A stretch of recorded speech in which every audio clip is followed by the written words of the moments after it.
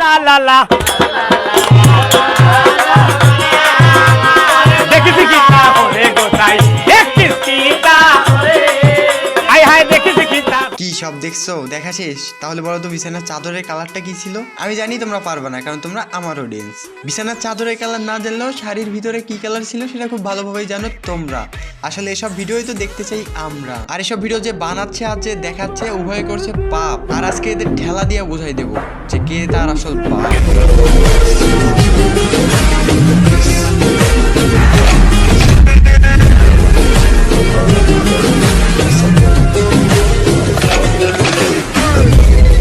আর যাই বলো না কেন, আমার এন্ট্রিতে থাকে অলওয়েজ জোশ। আজকাল মা ছেলেরও থাকে না হোশ। ভাই তোরা কি ভিডিও বানাইছিস একটু তো বোঝ।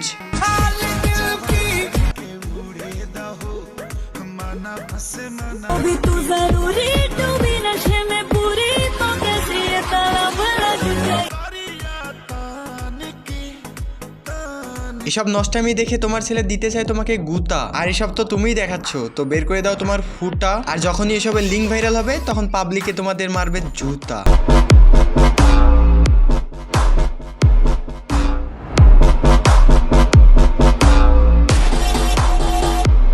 মেইন ভিডিওতে যাওয়ার পূর্বে আমি একটা ডিসক্লেমার দিতে চাই, সেটা হচ্ছে এটা হচ্ছে ইম্পসিবল সিরিজের একটা পার্ট। তো ওখানে হেডফোন পরে নাও। তো না করি দেরি, সোজা ভিডিও শুরু করি।